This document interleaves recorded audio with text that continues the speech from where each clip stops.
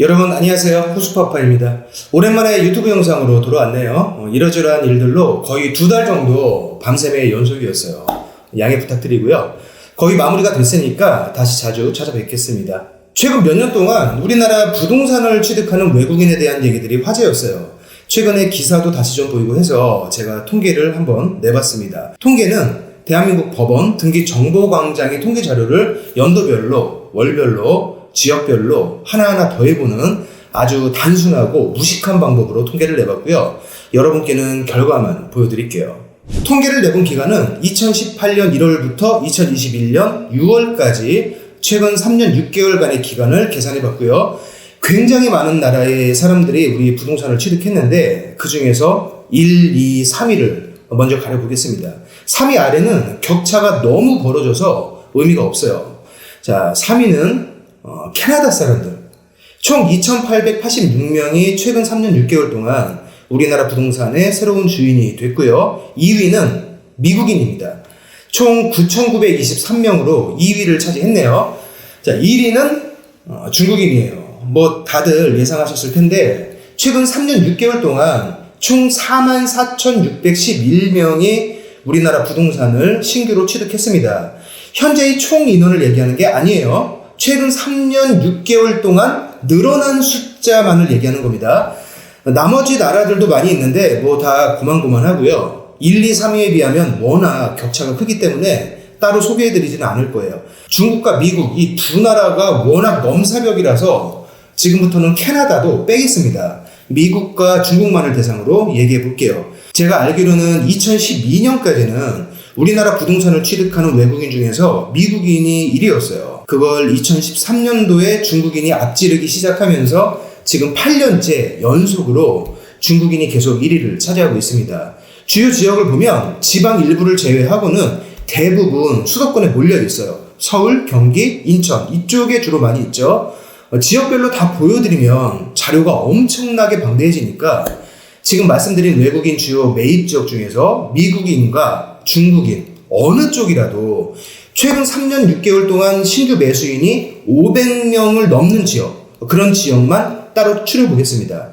서울 먼저 보겠습니다. 중국이 아예 넘사벽이 많네요. 구로구와 영등포구, 금천구에서 최근 3년 6개월간 중국인의 신규 부동산 매수가 이 정도 숫자만큼 늘어났고요. 거기에 비하면 미국인의 부동산 취득 인원은 뭐 애교 수준이네요. 사실 서울에서는 여기 말고도 강남이나 서초, 용산구에서도 미국인과 중국인의 매수가 많이 있었는데 500명이 넘은 지역만 출연하다 보니까 자료에선 빠져 있어요.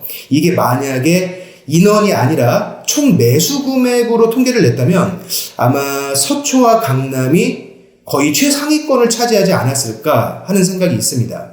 다음으로 인천을 보겠습니다. 신규 취득 500명을 넘어선 지역은 미국이 한 곳이고요. 중국은 4곳에서 500명이 넘었어요. 특히 부평구에서는 최근 3년 6개월 동안 부동산을 신규 취득한 중국인이 3,736명이나 되네요. 남동구와 미추홀구도 1,000명대가 넘죠. 연수구 하나를 제외하면 2위를 차지하고 있는 미국인의 숫자가 좀 초라해 보일 정도로 중국인의 신규 취득이 압도적으로 많아요. 다음은 경기도인데요. 경기도는 뭐 정말 어마어마합니다. 방금 전 얘기했던 인천 자료에서 보면 부평구에서 중국인 매수가 3,736명이었는데 그 바로 옆에 경기도 부천이 옆에 붙어 있죠. 중국인이 이쪽을 정말 좋아하나 봐요. 경기도 부천에서도 4,724명의 중국인이 우리 부동산을 신규 취득했고요. 수원시와 평택, 시흥, 화성에서도 중국인의 신규 취득이 아주 많았습니다. 미국인의 신규 취득과 비교해봐도 아주 압도적인 수치네요. 지금 나와 있는 자료뿐만 아니라 여기 성남시가 지금 빠져있죠. 성남에서도 최근 3년 6개월 동안 새롭게 부동산의 주인이 된 중국인이 정말 많았는데 500명에 약간 못 미쳐서 제가 자료에서는 뺀 거예요. 기타 지역을 보면 의외로 충남 아산과 천안에서 중국인과 미국인의 부동산 매수가 꽤 있었어요. 여기는 그나마 비등비등하게 보이는 것 같은데도 막상 숫자를 비교해보면 정말 차이가 많죠. 마지막으로 제주 서귀포에서는 최근 3년 6개월 동안 새로 주인이 된 중국인이 840명, 미국인이 91명 늘었습니다. 제가 직접 자료 조사를 하고 통계를 내면서 저도 좀 놀랐어요. 최근 몇 년 동안 중국인의 매수세가 정말 많다는 건 저도 알고 있었지만 그래도 미국인과 중국인의 숫자가 뭐 어느 정도는 좀 비율을 맞출 줄 알았는데 어느 지역을 봐도 전혀 상대가 안 될 정도로 중국인의 수가 압도적으로 많습니다. 자, 그런데 우리가 좀 짚고 넘어가야 할 점은 중국이 지금 땅을 사들이고 있는 나라는 우리나라뿐만이 아닙니다. 전 세계적으로 땅을 사들이고 있고요. 사실 우리나라 부동산에 중국 자본이 들어온 것은 비교적 늦은 편이에요. 그리고 최근 들어서 외국인의 부동산 매수세가 높아지고 있는 것은 사실이지만 전체 숫자에 비하면 아직 1% 미만일 정도로 아직은 좀 미비한 수치입니다. 다만 지금 상승세에 있기 때문에 아직 1%인 그 수치가 조만간 2%가 될 수 있고 나중에는 3%나 5%가 될 수 있다는 그게 문제죠. 사실 해외 부동산을 타깃으로 하는 차이나머니는 이미 미국이나 유럽, 호주, 일본 같은 나라에서는 사회적인 이슈가 한번 됐던 얘기입니다. 우리나라는 이제 시작일 뿐이라는 거예요. 차이나머니로 몸살을 앓았던 대표적인 나라 중 하나가 호주인데요. 호주는 2010년대 초부터 차이나머니로 인한 투기가 시작되면서 시드니 주택가격이 매년 10% 이상씩 상승했기 때문에 외국인은 심의를 거쳐야만 기존 주택을 살 수 있도록 그렇게 법까지 바뀐 나라예요. 그러니까 중국인이 이번에는 그 규제를 피해서 이제 신규 주택만을 또 매입하기 시작하는데 뉴사우스 웨일스 주에서는 신규 주택의 25%, 빅토리아 주에서는 신축 주택의 16%를 각각 외국인이 샀다고 하는데 그중 80% 이상이 중국인이라는 통계가 있었어요. 일본에서도 우리나라보다 먼저 차이나머니가 들어갔는데 2017년에 일본 산림을 구매한 외국인 중에서 80%가 중국계였다는 그런 일본 농림수산성의 자료도 있다고 해요. 이건 뭐 제가 직접 확인한 게 아니라 기사에서 본 거기 때문에 뭐 저도 정확성을 100% 보장하지는 못합니다.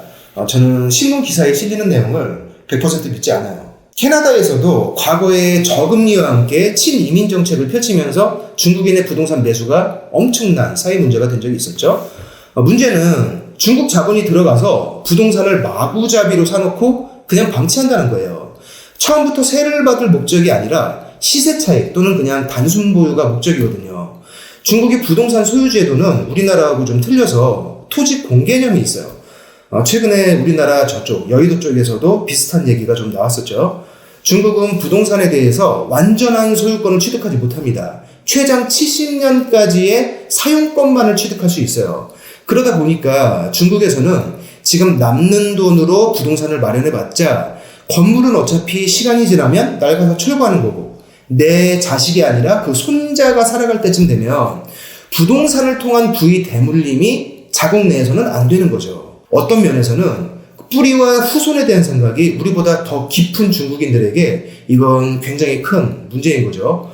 특히 전 세계에 뻗어있는 중국 화교들은 대대로 각 나라의 부동산을 통해서 엄청난 부를 한번 경험해 봤기 때문에 자국이 아니라 완전한 소유권을 취득할 수 있고 또 부동산을 통한 그 부의 대물림이 가능한 다른 나라들의 눈을 돌리는 거죠. 자, 그러면 중국 자본이 과연 얼마나 되길래 미국이나 유럽, 동아시아 국가 같은 이런 곳까지 전 세계적으로 차이나머니가 들어가고 있느냐?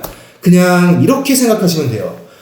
중국은 인구가 정말 많잖아요. 우리나라보다 빈익빈부익부가 훨씬 좀 심하기는 하지만 중국의 최상위 부자 2%만 계산해도 대한민국 성인의 전체 숫자보다 많습니다. 중국의 최상위 부자 3% 정도라면 대한민국 전체 인구수에 거의 육박해요. 대충 이렇게 생각만 해봐도 어마어마한 수치죠. 이 정도의 나라가 미국과 유럽과 동아시아를 거치면서 차이나머니를 막 뿌려대고 있어요. 그게 우리나라에 들어오기 시작한 건 다른 선진국들보다는 비교적 늦은 몇 년 전이라는 거죠. 그래서 상호주의를 요구하는 목소리들이 요즘 좀 높아지고 있는 거죠. 대한민국 국민이 중국에서 부동산을 취득하면 완전한 소유권을 취득할 수 없는데 왜 중국인은 대한민국에서 토지까지 완전한 소유권을 취득하고 우리 영토를 자자손손 대물림할 수 있도록 하느냐. 토지 주권을 위해서는 상호주의 원칙에 입각해서 양쪽의 국민들이 서로의 국가에서 똑같이 동등하게 취급받아야 하는 것 아니냐. 부동산에 대해서는 상호주의로 가자. 이런 목소리들이 요새 이제 스물스물 나오는 거죠. 저는 일각에서 나오고 있는 이런 목소리들이 일리가 있다고 생각해요. 꼭 상호주의가 아니라고 하더라도 이 외국 자본의 대한민국 부동산 매수, 사실은 거의 대부분이 지금 중국인이죠. 중국인들의 부동산 매수세가 최근 몇 년간 심상치 않고, 다른 나라들의 예로 봤을 때 현재 시점에서 이게 끝이 아니라 서울과 수도권을 중심으로 이제 시작일 수도 있기 때문에 어느 정도의 보호막은 좀 있어야 하지 않겠나. 특히 우리나라에서는 현재 자국민들의 부동산 매수가 아주 어렵게끔 그런 정책을 굉장히 강력하게 펼치고 있잖아요. 이런 상황에서 상대적으로 1가구 2주택이나 3주택 이런 다주택도 좀 추적하기 어렵고, 자기 나라 대출을 활용하는 그런 외국 자본들도 추적하기 어려운 이런 상태에서 중국인들의 대한민국 부동산 취득에 대해서 한 번쯤 생각해보고, 우리도 무조건적인 수용이 아니라 한국인이 아닌 꼭 중국인이 아니더라도 외국인의 투기를 막기 위해서 어느 정도 최소한의 방어막은 준비하는 것이 좋지 않을까, 이런 생각을 좀 해보게 됩니다.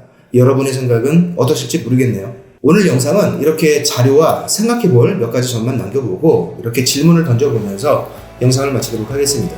고맙습니다.